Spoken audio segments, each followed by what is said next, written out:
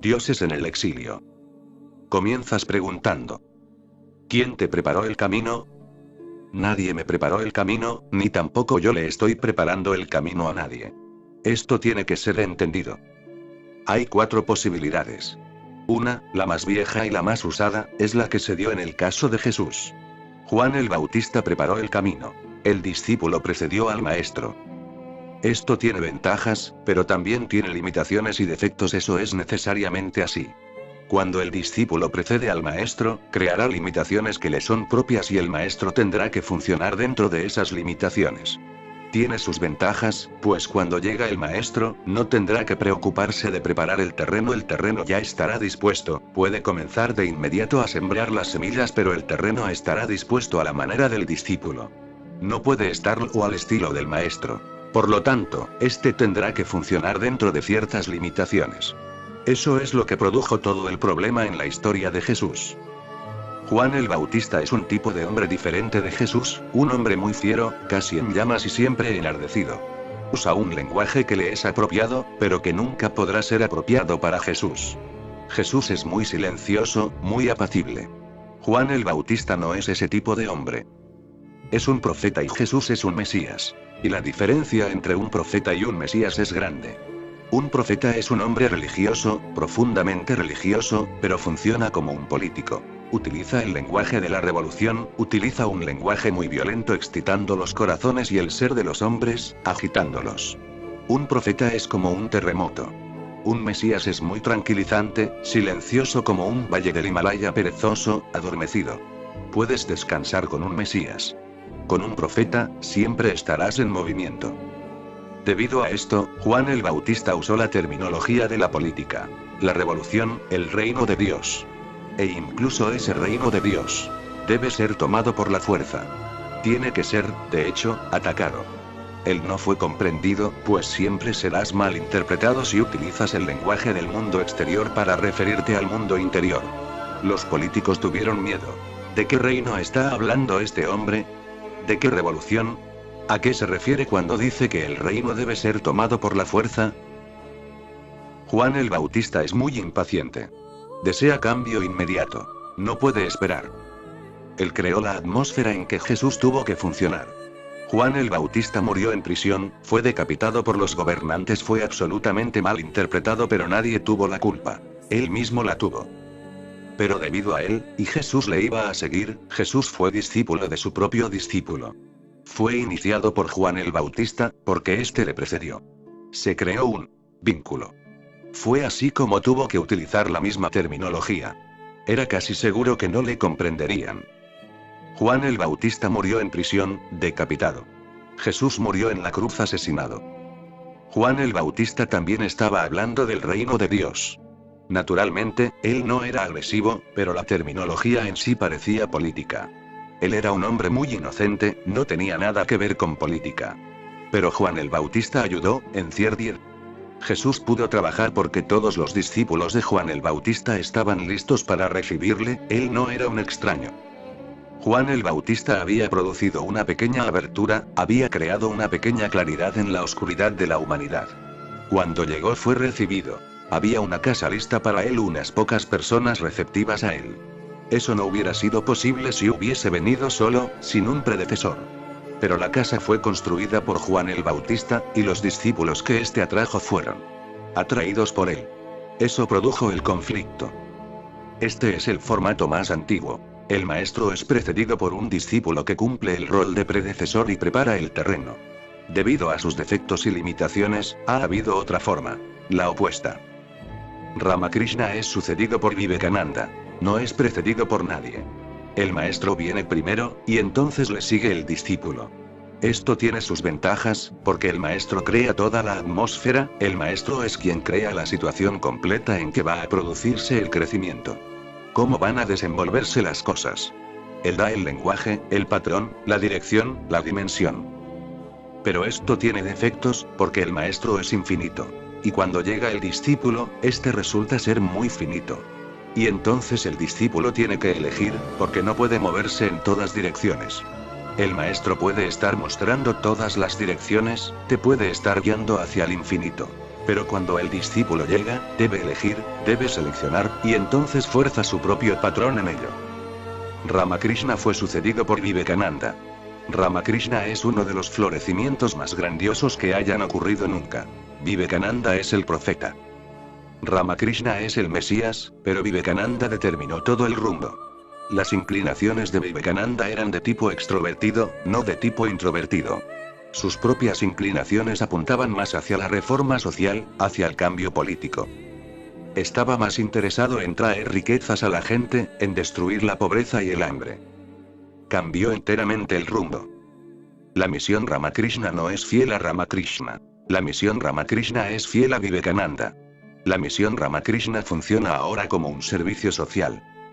Siempre que hay hambruna, están allí para servir a la gente. Cuando hay un terremoto, están ahí para servir a la gente. Cuando hay una inundación y ninguna de estas cosas falta en la India, ellos están ahí. Son buenos servidores, pero la revolución interior de Ramakrishna ha desaparecido completamente dentro del desierto de Vivekananda. Ramakrishna funcionó más libremente que Jesús, porque no tuvo un patrón preconcebido. Vivió más espontáneamente que Jesús. No tuvo ningún límite. Pudo funcionar en cualquier dirección. Podía volar como un pájaro en el cielo, no había ninguna limitación. Pero luego llega el discípulo. Él organiza, y, naturalmente, lo organiza a su manera. Las dos maneras tienen ventajas, y las dos tienen defectos. También existe una tercera posibilidad, que nunca ha sido utilizada antes. Krishnamurti es el primero en el mundo en utilizar esta tercera posibilidad.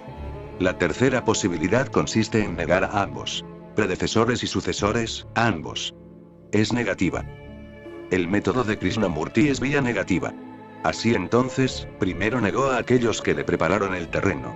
Esa era la única forma de desembarazarse de las limitaciones. Negó a todo el movimiento teosófico. Annie Besant, Lea Beater, ellos fueron los que prepararon todo el terreno, y trabajaron duro para Krishnamurti. Ellos fueron los que cumplieron el rol de Juan el Bautista para él. Crearon para él una extensa oportunidad en el mundo. Pero entonces, cuando él estuvo listo, vio los defectos y las limitaciones. Ocurriría lo mismo que en el caso de Jesús. Y entonces, simplemente negó. Negó que ellos prepararan el terreno o que hubiera alguna necesidad de prepararlo. Al negarles, él estaba consciente de que también tenía que negar su calidad de Mesías, porque si él decía que era el Mesías, podía negar a los predecesores, pero entonces vendrían los sucesores. Y entonces se plantearía el mismo problema que se había presentado con Ramakrishna. Así que negó. Nadie me ha precedido y nadie va a sucederme. Negó a Lea Beater, a Annie Besant y al movimiento teosófico, y durante toda su vida ha negado que alguien vaya a convertirse en su heredero o sucesor. Esto tiene su belleza propia, pero también sus problemas. Puedes ser libre, muy libre, absolutamente libre, ¿por qué no? Hay limitaciones por ningún lado, ni antes ni después, pero tu libertad está en la negatividad. No creas. Tu libertad no alcanza ninguna realización, es vana, no ayudas. Es como si alguien estuviese tan pendiente de no enfermar trabajando continuamente y pendiente de no caer enfermo que olvida que a veces también tiene que disfrutar de la salud. De otra manera, puede que no enfermes, pero el solo estar pendiente de que uno no debe enfermarse y debe permanecer alerta se convierte en un tipo de enfermedad. Krishnamurti está tan alerta al respecto que ningún tipo de cautiverio debería crearse en ninguna parte, que no debiera existir ninguna atadura, que trabajó duro, pero no pudo ayudar a nadie. Ha sido hermoso para él mismo, pero no ha sido beneficioso para la humanidad. Él es un hombre libre, pero su libertad es solo para él. Esa libertad no pudo llegar a ser saboreada en miles y miles de gargantas. No pudo crear un impulso. Él se ha mantenido como un pináculo de la libertad, pero no existe puente. Puedes mirarle, es como una hermosa pintura o una hermosa poesía, pero nada se puede hacer al respecto, no te transfiere. Ha roto todos los puentes. Esta es la tercera posibilidad, nunca se probó antes. Él fue el primero. Yo he probado la cuarta, que tampoco ha sido usada. La cuarta consiste en que durante la mitad de mi vida yo mismo he trabajado como Juan el Bautista. Y ahora, durante la otra mitad funcionaré como un Cristo. Esta es la cuarta posibilidad. Preparar el terreno y también sembrarlo, sembrar las semillas. También tiene sus inconvenientes. Es imposible encontrar un camino que no los tenga. Tiene cualidades y tiene defectos. La ventaja es que soy ambos. Por lo tanto soy, en cierta forma, totalmente libre. Todo lo que he hecho en mi primer paso lo hice sabiendo perfectamente bien cuál iba a ser el segundo paso. El Juan el Bautista que había en mí conocía perfectamente bien al Cristo que iba a seguirle. Ambos se hallaban en profunda armonía. Son una persona. No hay problema en ello. Por lo tanto, el Juan el Bautista que había en mí no podía crear ninguna limitación para el Jesús que iba a seguirle libertad total. Y ningún Vivekananda me va a seguir. Yo soy mi propio Vivekananda y soy mi propio Juan el Bautista. Por lo tanto, nadie puede limitarme en forma alguna cuando me haya ido. Y soy positivo. Si Krishnamurti es vía negativa, yo soy vía positiva. He aceptado ambos papeles, y tengo una cierta libertad que ni siquiera Krishnamurti puede tener. Él tiene que negar constantemente, y la negación en sí se convierte en una preocupación, en una profunda ansiedad. No tengo nada que negar. Solo tengo que decir que sí a la totalidad.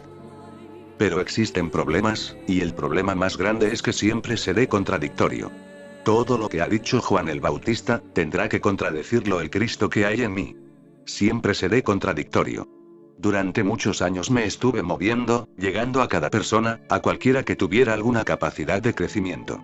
Nunca nadie pensó que algún día el vagabundo que había en mí simplemente se sentaría en su habitación cerrada y que ni siquiera saldría de esa habitación contradictorio.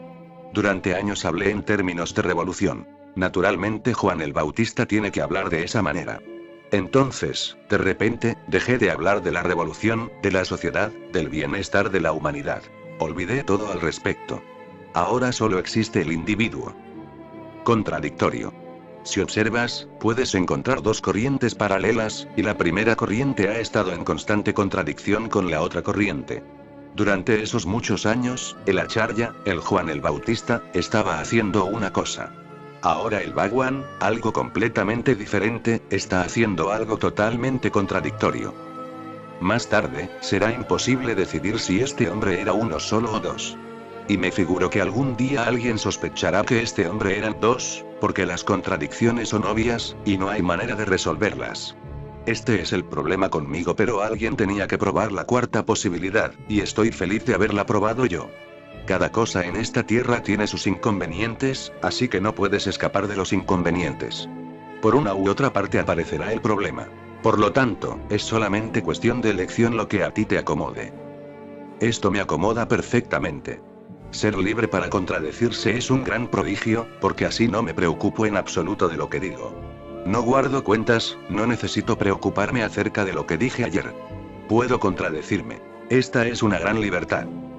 Y si me amas, sé que encontrarás en lo profundo de mí que las contradicciones ya están resueltas.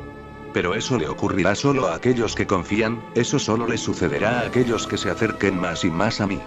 Todas las contradicciones están en la superficie. En mi interior ya están resueltas, porque soy uno. Funcioné como Juan el Bautista. Ahora funcionaré como Cristo. Así que nadie me ha precedido, y nadie será mi sucesor. Soy un círculo perfecto. ¿Por qué vacilo en disfrutar cualquier cosa? El goce no está permitido. Estás condicionado en contra del goce. Desde tu infancia misma te han enseñado que si estás contento, significa que algo anda mal. Si eres desgraciado, todo está bien. Nadie se preocupa si eres desgraciado. Pero si estás demasiado contento, todo el mundo se inquieta por ti. Debes haber hecho algo malo. Cuando quiera que un niño está contento, los padres empiezan a buscar la causa. Debe haber hecho alguna fechoría o algo. ¿Por qué está tan alegre? Los padres no están contentos. Sienten profunda envidia de la alegría del niño. Puede que no se den cuenta de ello, pero están envidiosos. Es fácil tolerar la desgracia de otros, pero es casi imposible tolerar la felicidad de los demás. Estaba leyendo una anécdota. Un padre muy religioso estaba educando a su hijo lo mejor posible. Un día, cuando iban a ir a la iglesia, le dio al muchacho 2 monedas. Una rupia y una piastra. También le dio a elegir. Que pusiera lo que creyera adecuado en el plato de donativos de la iglesia. Podía elegir la rupia o la piastra. Naturalmente, el padre creía y esperaba que pondría la rupia en el plato. Él había sido educado de esa manera, podía esperarse eso de él, se podía confiar. El padre esperó. Al salir de la iglesia, estaba muy ansioso por saber lo que había pasado. Preguntó al muchacho: ¿qué hiciste? Una rupia es mucho más valiosa que una piastra, N. Del T, el chico admitió que había donado la piastra y se había guardado la rupia para él. El padre no lo podía creer. Dijo, ¿por qué? ¿Por qué hiciste eso? Siempre te hemos inculcado grandes principios. El muchacho dijo, ¿me preguntas por qué? Te diré la razón. Primero habló el sacerdote en la iglesia. En su sermón dijo, y 39. Dios ama al que da alegremente y 39. Pude donar la piastra alegremente pero no la rupia. Dios ama al que da alegremente. Estoy absolutamente de acuerdo con el muchacho. Lo que hagas no es el problema. Eres religioso si puedes hacerlo alegremente. Puede que sea una moneda de una piastra, no importa. Es inmaterial, porque la verdadera moneda que estás dando es tu alegría. Pero desde muy al principio, a cada niño le enseñan a no ser tan alegre. Ser alegre es ser infantil. Ser alegre es ser natural, pero no civilizado. Ser alegre equivale, de algún modo, a ser primitivo, inculto. Por lo tanto, has sido educado para no ser alegre, y todo lo que siempre has disfrutado fue condenado una y otra vez. Si te divertías corriendo y gritando alrededor de la casa, siempre había alguien que estuviese ahí diciendo: deja de hacer tonterías. Estoy leyendo el periódico. Como si el periódico fuera algo muy valioso. Un niño gritando y corriendo es una vista mucho más hermosa que cualquier periódico. Y el niño no puede entender. ¿Por qué tengo que detenerme? ¿Por qué no dejas de leer tu periódico? El niño no puede entender. ¿Qué hay de malo en que corra y esté alegre? Detente. Toda la jovialidad es suprimida, el niño se pone serio. Ahora se sienta en una esquina y se siente infeliz. La energía necesita movimiento. El niño es energía, se deleita en ella. Quiere moverse y bailar y gritar y chillar. Está tan lleno de energía que desea rebalsarse, pero todo lo que hace es malo. O la madre le dice: quédate tranquilo, o se lo dice el padre, o la sirvienta, o los hermanos o los vecinos. Todo el mundo parece estar en contra de ese fluido de energía. Sucedió una vez que la esposa de Mullah Nasruddin se hallaba muy furiosa. Su pequeño hijo estaba molestando mucho, creando mucho fastidio. Finalmente, agotada, empezó a correr tras él, quería zurrarle bien, pero él huyó hacia arriba, y se escondió debajo de la cama. Ella se esforzó mucho, pero no pudo sacarlo de ahí. Y era una mujer muy gorda, así que no pudo meterse debajo, por lo tanto, le dijo: espera, ya verás cuando llegue tu padre. Cuando Mullah Nasruddin llegó, ella le contó toda la historia. Él respondió: no te preocupes. Déjamelo a mí. Yo lo arreglaré. Así que subió, caminando muy silenciosamente. Miró debajo de la cama y se quedó sorprendido de la manera en que el muchacho le dio la bienvenida. El muchacho dijo: hola papá, ¿también a ti te está persiguiendo? Todo el mundo le persigue. El exceso de energía les resulta molesto. Y eso es una delicia para el niño. Él no pide mucho. Simplemente, pide un poco de libertad para ser feliz y ser él mismo. Pero eso no se le concede. Es hora de ir a dormir. Cuando él no tiene ganas de ir a dormir, es hora de hacerlo. Tiene que obligarse a sí mismo. ¿Y cómo vas a forzar el sueño? ¿Has pensado alguna vez en ello? El sueño no es algo voluntario, ¿cómo puedes forzarlo? Se da vueltas en su cama infeliz, desgraciado, y no se imagina cómo va a conciliar el sueño. Pero ya es hora. Hay que producir sueño, porque de otro modo, irá en contra de las reglas. Y entonces, por la mañana, cuando quiere dormir un poco más, es entonces cuando tiene que levantarse. Cuando quiere comer algo, se lo impiden. Cuando no quiere comer nada, se le fuerza. Y esto sigue y sigue. Poco a poco, el niño llega a la conclusión de que todo lo que le produce alegría tiene algo malo. Todo lo que le hace feliz es malo, y todo lo que le pone triste y serio está bien, es bueno y es aceptado. Ese es el problema. Tú preguntas, ¿por qué vacilo en disfrutar cualquier cosa? ¿Por qué tus padres, tu sociedad, todavía te persiguen? Si estás realmente conmigo, arroja ese disparate que te han forzado a asimilar. Solo hay una religión en el mundo y esa religión es ser feliz. Todo lo demás es inmaterial e irrelevante. Si eres feliz, estás en lo correcto. Si eres desgraciado, estás equivocado. Cada día viene gente a verme, viene la esposa o viene el marido, y la esposa dice ser muy desgraciada porque el marido está haciendo algo malo. Siempre le digo a esa gente que si el marido está haciendo algo malo, lo deje a él ser infeliz. ¿Por qué sufres? El mal, por sí solo, la llevará a ser infeliz. ¿Por qué te preocupas tú? Pero la esposa dice, pero él no es desgraciado. Se va a la taberna y se divierte. No es en absoluto desgraciado. Entonces yo digo, hay algo mal en ti, no en él. La infelicidad es el índice. Tú eres la que debe cambiar. Olvídate de él. Si él es feliz, está en lo correcto. Te digo, es mejor ir feliz a la taberna que ser infeliz yendo al templo, porque finalmente, uno descubre que la felicidad es el templo. Por lo tanto, lo que hagas no es el problema, sino la calidad que traes al acto mientras lo haces. Sé feliz y serás virtuoso. Sé infeliz y cometerás lo que la gente religiosa llama pecado. Debes haberles oído decir que el pecador sufrirá algún día en el futuro, en alguna vida futura, y que el santo será feliz en algún momento futuro, en una vida futura. Yo digo que esto es absolutamente falso. El santo es feliz aquí y ahora, y el pecador es infeliz. La vida es inmediata, no espera tanto. Por lo tanto, si te sientes infeliz, significa que has estado haciendo algo malo contigo mismo.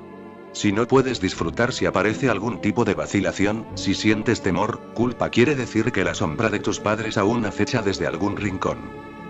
Puede que estés disfrutando o tratando de disfrutar un helado, pero en lo profundo del inconsciente acecha la sombra del padre o de la madre.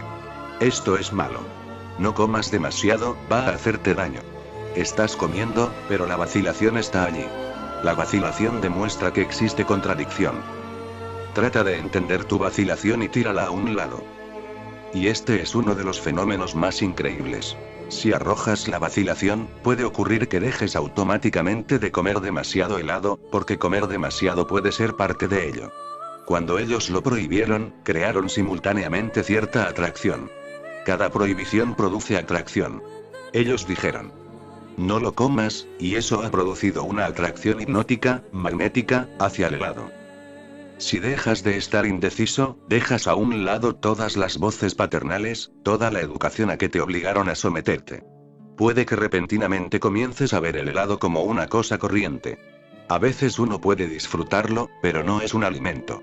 No tiene valor nutritivo, puede ser hasta perjudicial. Pero entonces entiendes.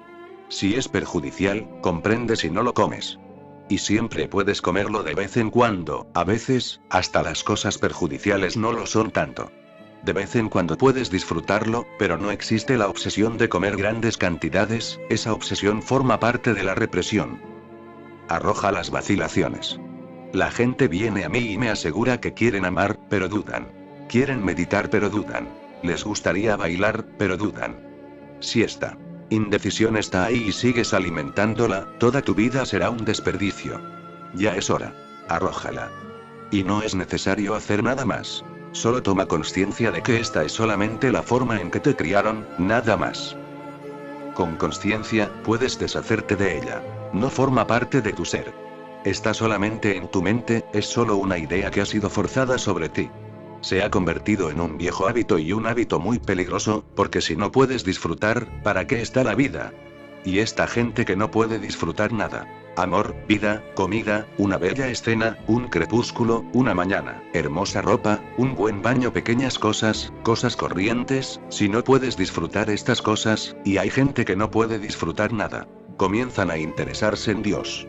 Son la gente más difícil. Nunca pueden alcanzar a Dios. Dios disfruta con estos árboles. De otra manera, ¿por qué sigue creándolos? Él no está harto en absoluto, en absoluto. Durante milenios, Él ha estado trabajando en árboles, flores y aves, y sigue escuchando, sigue reemplazando. Nuevos seres, nuevas tierras, nuevos planetas. Él está, realmente, lleno de color. Mira la vida, obsérvala, y verás el corazón de Dios tal como es. La gente muy rígida, incapaz de disfrutar nada, incapaz de relajarse, incapaz siquiera de disfrutar un buen sueño, son aquellos que se interesan en Dios. Y se interesan por razones equivocadas. Piensan que tienen que buscar a Dios porque la vida es inútil y vana. Recuérdalo. Su Dios está en contra de la vida. Gurdjieff solía decir, he buscado en todas las religiones, en todas las iglesias, mezquitas y templos, y he concluido que el Dios de la gente religiosa está en contra de la vida.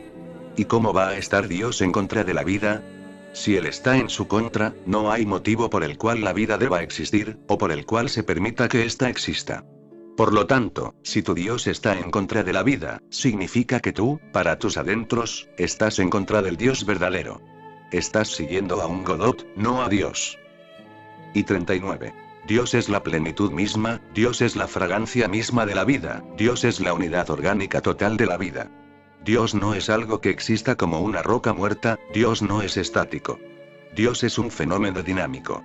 Dios no existe, sucede. Cuando estás listo, sucede. No pienses que Dios existe en alguna parte y que tú encontrarás una manera de llegar a Él. No, no hay ningún sitio, y no hay ningún Dios que te esté esperando en alguna parte. Dios es algo que te sucede cuando estás listo. Cuando estás listo, cuando la tristeza ha desaparecido y puedes bailar, cuando la pesadez ha desaparecido y puedes cantar, cuando la pesada carga del condicionamiento ya no está en tu corazón y puedes fluir, Dios sucede. Dios no es una cosa que exista. Él es algo que sucede. Es una unidad dinámica y orgánica. Y cuando Dios sucede, todo sucede. Los árboles, las estrellas, los ríos. Y en mi opinión, la capacidad de disfrutar es la puerta. Nunca se ha sabido de gente seria que le haya alcanzado. La seriedad es la barrera a la actitud equivocada. Todo lo que te pone serio es irreligioso. No vayas a una iglesia en donde te vuelvas serio. Sucedió una vez que una mujer adquirió una lora, pero para cuando llegó a casa estaba muy confundida, preocupada. Había pagado un buen precio por la lora. Esta era muy bella. Todo estaba bien, solamente una cosa era de cuidado de vez en cuando. La lora decía en voz muy alta: soy una hembra perversa. Esto era algo que había que tener en cuenta. La mujer vivía sola, y era una mujer muy religiosa de otro modo. ¿Por qué vivir sola? Era una mujer muy seria, y esta lora iba a decir eso una y otra vez y hasta los que pasaran por la calle le oirían y la lora decía: soy una hembra muy perversa. Ella fue a ver al vicario, pues esta era su única fuente de sabiduría, conocimiento e información. Le dijo: esto anda muy mal, estoy confundida y no sé qué hacer. La lora es preciosa y todo está bien, excepto esto. El vicario respondió: no te preocupes. Yo tengo dos loros muy religiosos. Mira. Y 39. Y 39. Uno de ellos estaba en su jaula tocando una campana y el otro estaba rezando en su jaula. Gente muy religiosa trae tu lora. La buena compañía siempre ayuda. Deja tu lora aquí por unos cuantos días con esta gente tan religiosa, y más tarde podrás llevártela. A la mujer le gustó la idea. Estuvo de acuerdo. Trajo la lora y el vicario la presentó a los suyos. Pero antes de que pudiera decir nada, la lora dijo: soy una hembra muy perversa. El vicario también se halló perplejo qué hacer. En ese momento, el loro que estaba rezando dejó de rezar y le dijo al otro loro: idiota. Deja de tocar la campana, nuestras oraciones se han cumplido. Estaban rezando por una hembra. Deja de tocar la campana. Han respondido a nuestra oración. De hecho, siempre que veas a alguien rezando puedes sospechar que algo ha ido mal. Estará rezando por una mujer, rogando por dinero, rogando por algo, rogando por la felicidad. Una persona realmente feliz no reza. La felicidad es su oración, y no puede haber una oración más alta o mayor que el ser feliz. Una persona feliz no sabe nada acerca de Dios, no sabe nada acerca de la oración. Su felicidad es su Dios, su felicidad es su oración está realizado. Sé feliz y serás religioso. La felicidad es la meta. Soy un hedonista. Y, tal como yo lo veo, todos aquellos que han conocido siempre han sido hedonistas, digan lo que digan. Un Buda, un Jesús, un Krishna, todos hedonistas. Dios es lo supremo en hedonismo, es la más alta cima de la felicidad. Arroja todos los condicionamientos que llevas contigo. Y no trates de culpar a tus padres, porque eso no servirá. Tú eres víctima de sus condicionamientos, pero ¿qué podían hacer ellos? Ellos fueron víctimas del condicionamiento de sus padres. Por lo tanto, es una larga sucesión. Nadie es responsable, así que no te sientas furioso con tus padres por haberte destruido. No pudieron evitarlo. Si comprendes, sentirás compasión por ellos. Ellos fueron destruidos por sus padres, y sus padres fueron destruidos por otros y siempre ha sucedido así. Es una sucesión, una cadena. Simplemente, sal de ello. No tiene sentido condenar a nadie, ni tiene sentido estar furioso un joven furioso, esto y aquello. No tiene sentido. Es otra tontería. Estás triste, y luego te pones furioso. Es tan malo como la tristeza. Observa todo el conjunto y sal de ello, simplemente, deslízate fuera sin hacer ningún ruido. Eso es lo que yo llamo rebelión. El revolucionario se pone furioso. Dice que hay que modificar la educación, dice que hay que modificar la sociedad, dice que el mundo necesita un nuevo tipo de padres. Solo entonces todo el mundo será feliz. Pero, ¿quién hará estos cambios? Los que los llevarán a cabo se encuentran en el mismo lío, así que, ¿quién ayudará? Hay que crear una nueva educación, pero ¿quién la creará? Primero hay que enseñar a los profesores. Y los revolucionarios no están menos involucrados que los reaccionarios en este disparate. Así que ¿quién traerá la revolución? La esperanza es vana. Solo hay una esperanza. Puedes traer la luz a tu ser. Y eso está a tu alcance ahora mismo, no es nada del otro mundo. ¿Has visto alguna vez a una serpiente deslizarse fuera de su vieja piel? Es igual. Simplemente te escurres fuera. Perdona y olvida. No te enfurezcas contra tus padres. Ellos también fueron víctimas. Siente compasión por ellos. No te resientas contra la sociedad, no podía haber sido de otra manera. Pero hay algo que sí es posible. Puedes deslizarte fuera ahora mismo. Empieza a ser feliz desde este mismo instante. Todo está a tu alcance, solo es necesario un profundo cambio de actitud. Que desde ahora consideres a la felicidad como lo bueno y al sufrimiento como el pecado. ¿Podré llevarme todo lo que siento aquí contigo cuando me vaya, o todo lo que ha pasado será solo un recuerdo? Si al irte no te dejas a ti mismo aquí, si te llevas tu yo contigo, todo lo que ha pasado se volverá un recuerdo. Todo lo que ha pasado quedará atrás. Si quieres llevarte eso contigo, no puedes llevarte a ti mismo. La elección es tuya. O te dejas a ti mismo aquí y entonces, te llevarás en tu interior todo lo que ha sucedido, o te llevas a ti mismo de vuelta a casa y entonces, todo lo sucedido será dejado aquí. La elección es tuya. Si puedes abandonar el ego, todo lo que está pasando será real. Pero si no puedes abandonarlo, todo se convertirá en un recuerdo y te producirá más conflicto, porque el recuerdo llegará a ser obsesionante. Has tenido un vislumbre y lo has perdido. Serás más desgraciado que nunca. Sabes que existe, pero le has perdido la pista. Sabes que está en alguna parte, ya no puedes decir que no existe. Ese argumento no servirá. Ya no puedes convertirte fácilmente en un ateo y afirmar que no hay Dios, que la meditación no existe y que no hay un centro interior en los seres humanos. No puedes decir eso. Lo has probado. Ahora ese sabor te rodeará, te perseguirá, te llamará. La elección es tuya. Conmigo, puedes arrojar tu yo, y la visión que ha sucedido se volverá parte de tu realidad. Estará integrada en tu unidad orgánica, estará cristalizada. Pero no puedes tener ambas cosas. Solo puedes tener una, así que antes de irte, por favor asegúrate de que dejas tu yo conmigo. Asegúrate de que tu entrega es real y total, asegúrate de estar realmente entregado, entonces, estés donde estés, estarás cerca de mí. Es debido a tu entrega que estás cerca de mí. Eso no depende del espacio físico. Entregado, estás cerca de mí aunque estés en otro planeta. No entregado, estás lejos aunque estés sentado a mi lado. Ayer mencionaste que la ley es antiamor, pero que sin ella el amor no puede existir y crecer. Por favor, explica de qué manera es la ley necesaria para que crezca el amor. Para que un crecimiento ocurra, es necesario lo opuesto, porque lo opuesto produce tensión. Sin lo opuesto, las cosas se adormecen hasta morir. Esta es una de las cosas más fundamentales en la vida. El amor no puede existir sin la ley. La ley es lo opuesto. La ley es lo no espontáneo, lo mecánico. El amor es lo espontáneo, lo no mecánico. El amor es inmotivado. La ley se rige por la causa y el efecto. El amor es individual. La ley es social. ¿Puedes existir sin la sociedad? Sin una sociedad no puedes nacer. Necesitas una madre, un padre, necesitas una familia en la cual crecer, necesitas una sociedad en la cual desarrollarte. No puedes existir sin una sociedad. Pero recuerda, si te limitas a formar parte de la sociedad, te has movido nuevamente hacia la no existencia. Sin la sociedad no puedes existir, y tampoco puedes existir solo en calidad de miembro de la sociedad. Jesús dice, no solo de pan vive el hombre.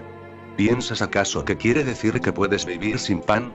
No solo de pan vive el hombre es verdad, absolutamente cierto, pero, ¿acaso puede vivir sin pan? No, eso tampoco es posible. El hombre necesita pan. Es necesario, pero no suficiente. Simplemente, te otorga una base pero no te hace dar un salto, un vuelo. Es un trampolín. No te quedes estancado en eso. Jesús dice: el Sabbat es creado para el hombre, no el hombre para el Sabbat. La ley es necesaria porque la sociedad es necesaria. La ley es el pan.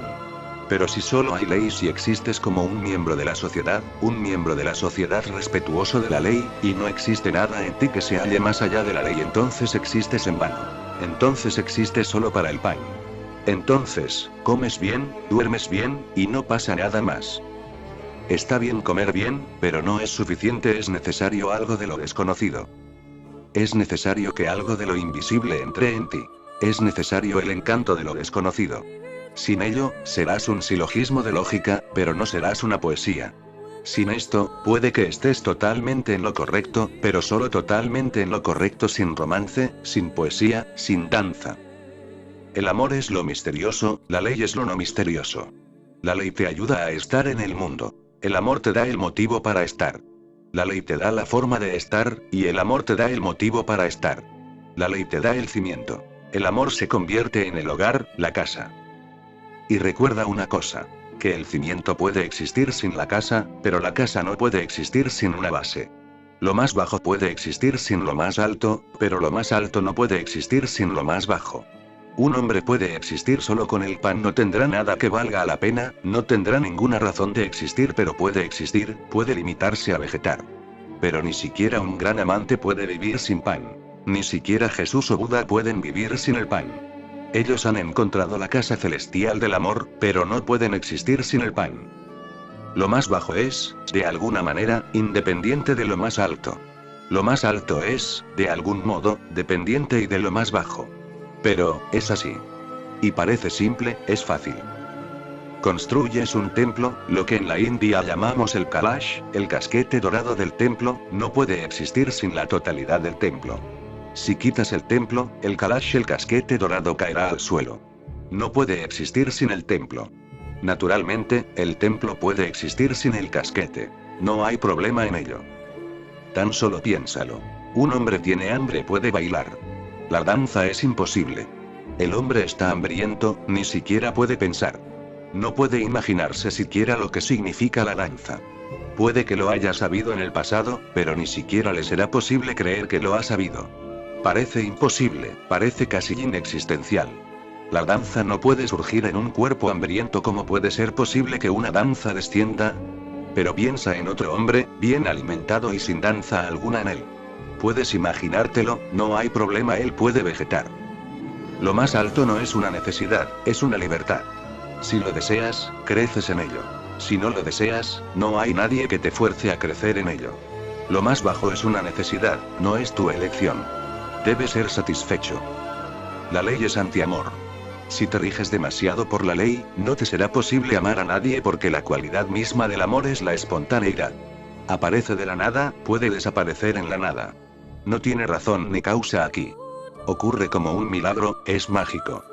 ¿Por qué y cómo ocurre? Nadie lo sabe. No puede ser manipulado. Es antiley, es antigravitación, es anticiencia, es antilógica. Está en contra de toda lógica y en contra de toda ley. El amor no puede ser probado en ningún laboratorio, y el amor no puede ser probado por ninguna lógica. Si tratas de probarlo por lógica, llegarás a la conclusión de que no existe eso que llaman amor, que el amor es imposible. No puede existir, pero existe. Hasta los grandes científicos se enamoran. No pueden probarlo en sus laboratorios, no pueden argumentar a su favor, pero también se enamoran. Hasta un Einstein se enamora. El amor llena de humildad a todo el mundo. Incluso a Einstein, tan orgulloso de su lógica, sus argumentos, su ciencia, de repente, un día, se enamora de una mujer corriente. Frau Einstein. Repentinamente, toda su ciencia desapareció, y comenzó a creer en lo imposible. Hasta sus últimos años solía encogerse de hombros. Sucede, pero si me preguntas como científico, no lo puedo comprobar o avalar. Pero si me preguntas como hombre, sí, sucede. En sus últimos días dijo: si el amor existe, también Dios debe existir. Si un imposible es posible, ¿por qué no el otro? Murió siendo un hombre profundamente humilde y religioso. Alguien le preguntó: si nacieras de nuevo, ¿qué te gustaría ser? Él contestó. No sería un científico nuevamente. Más bien, sería un plomero. ¿Qué está diciendo? Está diciendo que ha visto la falsedad de toda lógica y que se ha dado cuenta de la inutilidad de todo argumento científico. Lo que está diciendo es que ha visto una y otra vez que causa y efecto pueden ser el cimiento, pero no son los pináculos. El verdadero templo, el verdadero misterio de la vida, aparece a través del amor, la oración, la felicidad, todos imposibles. Si piensas en ellos, no te es posible creer. Pero si les permites que sucedan, surgirán gran confianza y gracia en ti. Moisés es la ley. La sociedad no puede existir sin Moisés, él es imprescindible. La sociedad no puede darse el lujo de prescindir de él. La sociedad sería un caos sin Moisés. Él es totalmente necesario, es el cimiento mismo. Pero Jesús es amor. Moisés es necesario, pero no suficiente. Si solo Moisés fuese el que dirige al mundo, el mundo no valdría la pena. Jesús. Una brisa que proviene de lo desconocido, nadie sabe de dónde viene, nadie sabe dónde va. Una penetración de la eternidad en el mundo del tiempo, la entrada de lo misterioso en lo conocido. Jesús no puede venir sin Moisés, recuérdalo. Moisés será necesario. Él es el pan. Jesús es el vino. Puedes vivir de pan, pero el pan no tiene nada romántico. El vino, ese es el romance, la poesía, la danza, la celebración, el goce, el éxtasis. Sí, Moisés puede existir sin Jesús, Jesús no puede existir sin Moisés. Por eso, Jesús dice una y otra vez: he venido a completar, no a destruir. Moisés era solo el cimiento. Jesús levantó el templo de Dios sobre ese cimiento. Moisés es el ciudadano totalmente correcto, el buen hombre. Jesús no es tan bueno. A veces, uno no sabe si es bueno o malo. Él produce confusión. Anda con borrachos, se queda con una prostituta. No, nunca no puedes imaginarte a Moisés haciendo eso. Moisés es un hombre totalmente recto. Pero ahí es donde algo le falta. La belleza, la libertad. Siempre se mueve en la senda adecuada, es como la línea del ferrocarril. Jesús es como un río. Cambia a veces a la izquierda, otras a la derecha, y a veces cambia totalmente de dirección. Moisés es absolutamente creíble. Jesús no lo es. Y ocurre a veces que uno no sabe si este hombre tiene razón o está equivocado. Ese fue el problema para los judíos. Ellos habían vivido con el pan de Moisés, habían seguido a Moisés y sus 10 mandamientos, y de pronto llega este hombre y dice: soy la culminación de todo lo que me ha precedido y no he venido a destruir, sino a completar.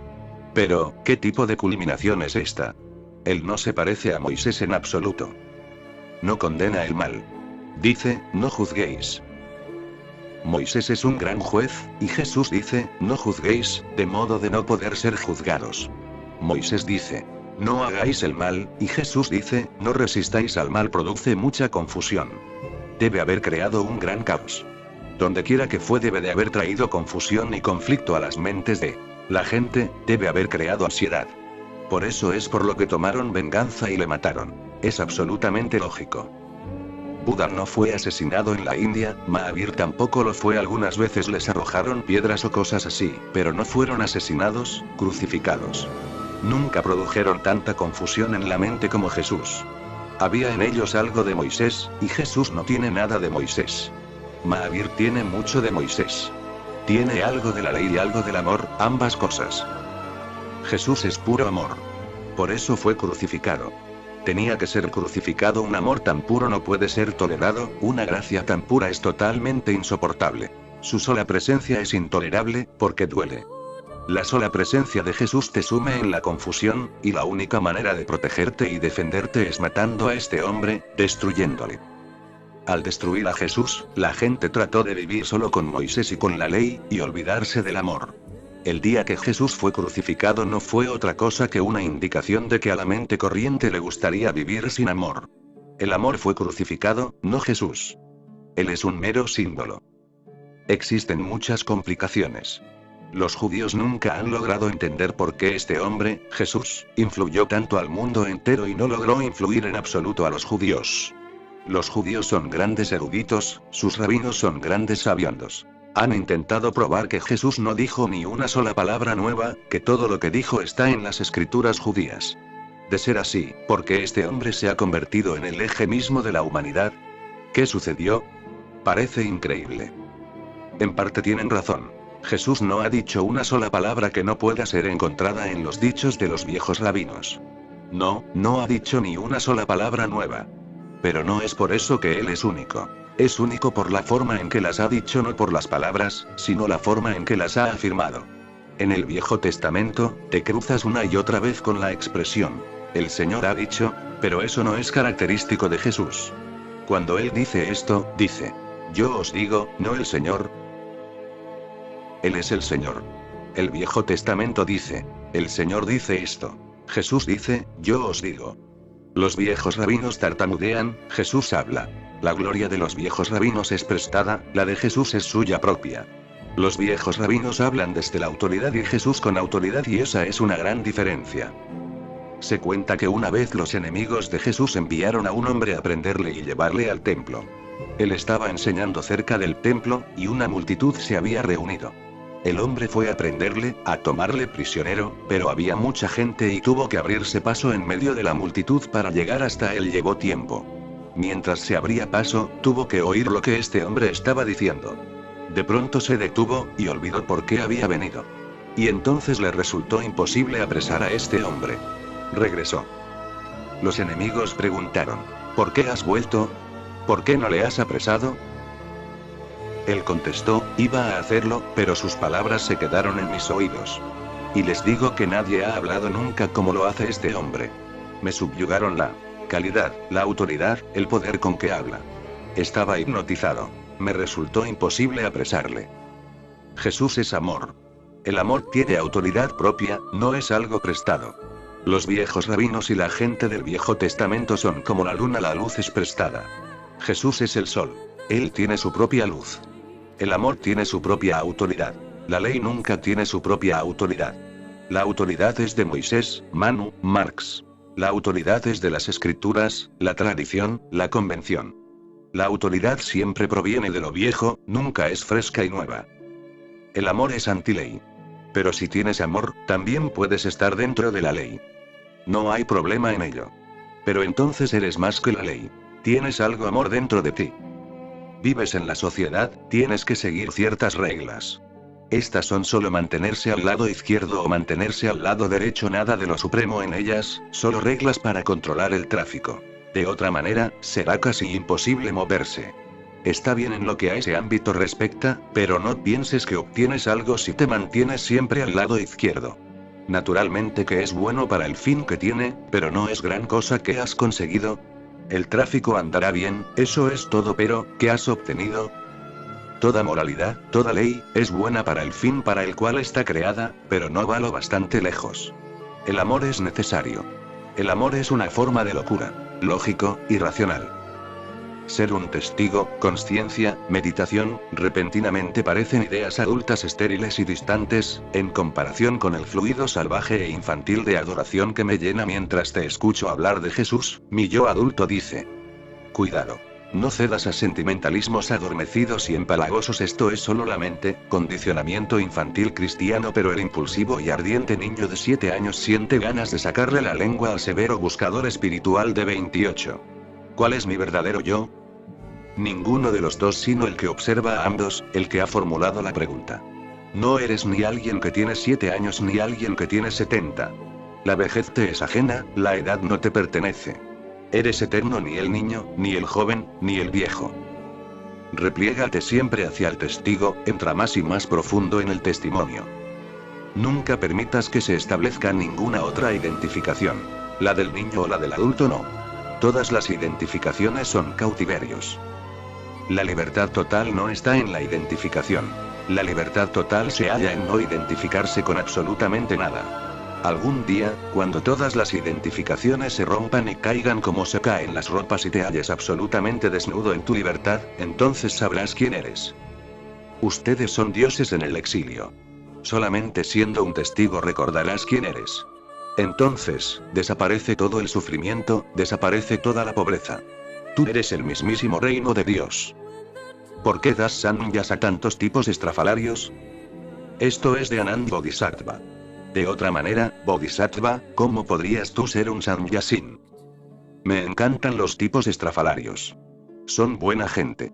Todo el mundo es aceptado. No pongo condiciones, porque no me fijo en tu aspecto.